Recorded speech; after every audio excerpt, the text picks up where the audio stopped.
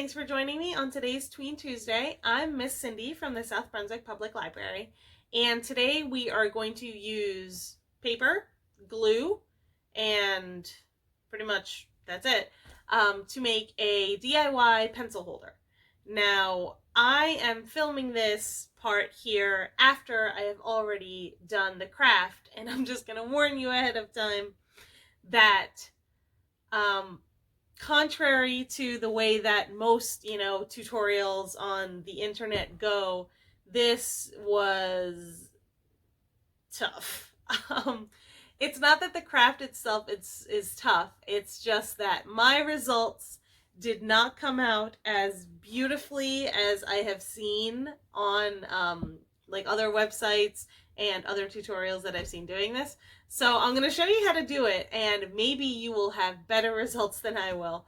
But today's Tween Tuesday video is definitely like me getting super real and showing you guys that, yeah, not every single craft is going to come out the way that you thought it would in your head. And maybe with a little bit of practice, it will get there. But that doesn't mean I'm going to stop from showing it to you, because not everything in life is perfect and we shouldn't pretend like it is. So if you want to see my kind of janky paper pencil holder and you want to learn how to make your own, let's just get to the craft. Okay, we're going to get started on our paper pencil holder. The things we're going to need are paper, including one piece of cardstock. If you don't have cardstock, that's fine. You can also use like thin cardboard, like a cereal box or like a macaroni and cheese box, that like kind of thin cardboard, not like the thicker ones that you get packages in. And that would work really well too. I have cardstock, so that's what I'm going to be using. But like I said, any kind of thin cardboard would work just as well. Paper, glue, and scissors. The paper I'm using is just regular colored printer paper, but I have also seen this used, I've also seen this done with like recycled paper or magazines. That would also look really cool.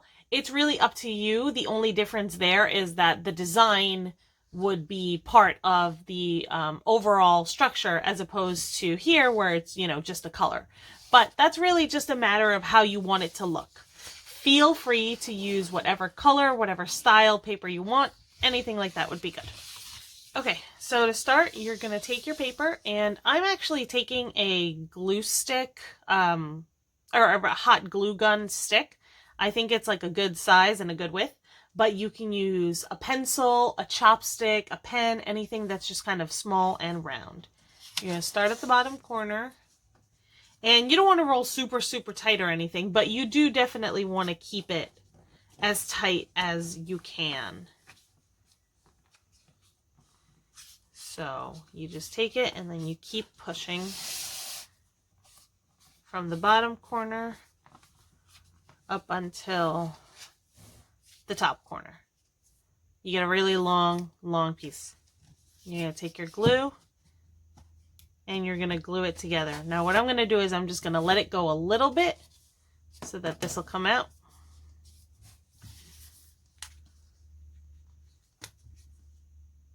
Now if you have a glue stick rather than liquid glue, that would work a little bit better, because the glue stick tends to be a little drier already, as opposed to this comes out very liquidy, so this takes a little longer to dry. So usually I would recommend using a glue stick, but you use whatever you have. You can even use tape for it. I just would suggest not using too much, because you don't want it to show up in the final design. So I'm just going to let this dry for a second. Once your glue is dry, you're going to take your scissors and just cut off the ends. They're going to be a lot thinner, obviously, so you just want to get rid of them.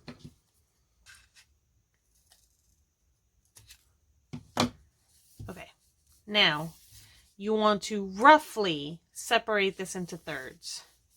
So you just kind of find, I would say this is a good spot.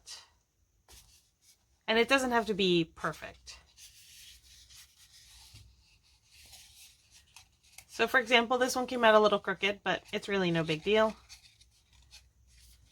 I'm going to take this smaller one and just kind of bend it a bit. And I'm actually putting it in, or trying to put it in, but that's not necessary. Actually, yeah, no, I'm not going to bother. We're just going to put them together like this, just kind of a pinched end. So again, we're going to glue.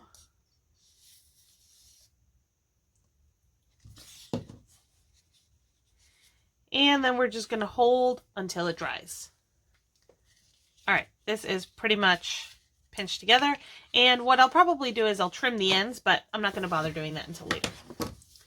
Now I'm going to take my piece of cardstock, which again can just be thin cereal box or anything like that, and I'm just going to quickly cut a shape that fits. I'm just going to put glue all on the edges here.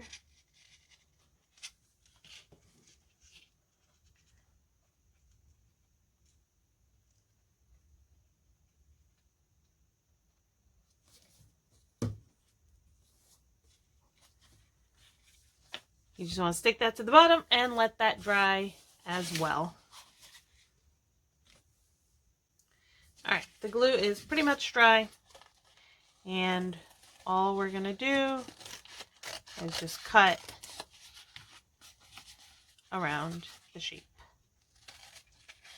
around my wonky little weird triangle.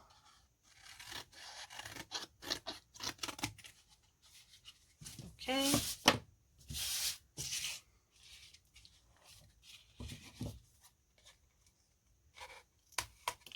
And like I said, I was going to cut this little piece off.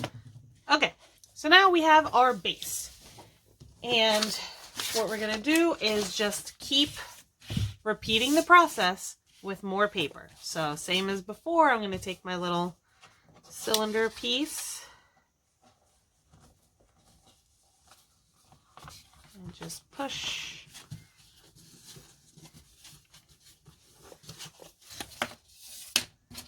Drop that.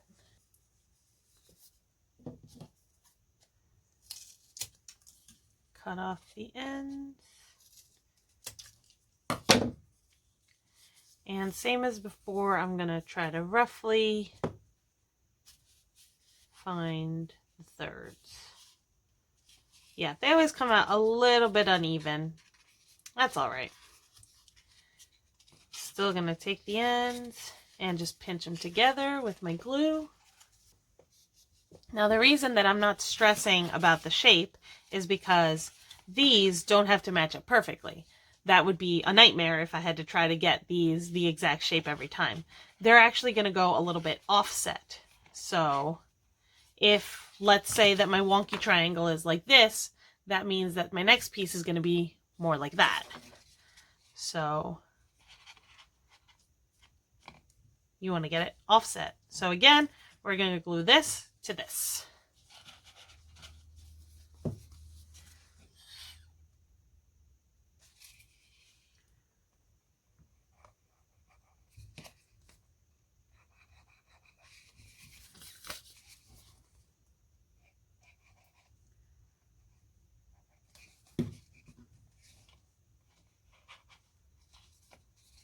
I want to make sure I want to get the shape that I like.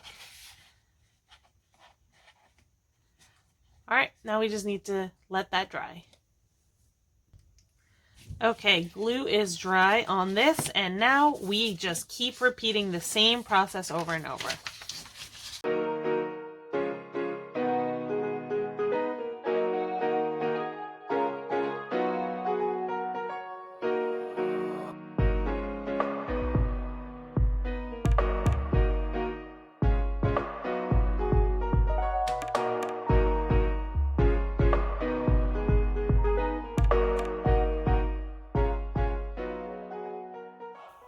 Okay, so it is done. I'm going to move the camera to the side view because while it is definitely functional, I wouldn't call it pretty, but you know me, I tell you guys, art is what you make of it, and you know, everything is not always going to come out perfect, But, you have to embrace life's little imperfections. Okay, so this is what it looks like from the front. It's not terrible, like it's really not. And it does, hold my markers and stuff. And again, the other thing I will say for this is it's really unique. Like, you're not gonna, oh my gosh, you're not gonna get this at just like a store or anything like that. Obviously, this is something that's very custom. It's really something that you're only going to find at my house. But, it's not perfect, and that's fine. I don't need it to be perfect or anything. I actually am kind of glad to show you guys, like, my fails sometimes because, yeah, whenever you try something for the first or second, because I also made another one to practice this one and it was a lot worse. Sometimes your first or your second try at something is not going to be perfect. It's going to be far from it. But that doesn't mean that you shouldn't do the things that you like just because you're not good at it. Like, okay, yeah, maybe I'm never going to be able to sell this on Etsy or anything like that, but it's still mine. It's still a product of my hard work. And I'm still proud that I tried something new, even though for me, origami and, paper folding and stuff like that is really not the thing that I am best at. I am good at a lot of crafting things, but I feel like paper is not always one of them. But, it is what it is, and you just have to embrace all the parts of yourself, the parts that are good at origami and the parts that are bad at origami. So that is my little origami pencil case, pencil holder. And that is it for me on today's Tween Tuesday, but I will see you guys next time. Bye.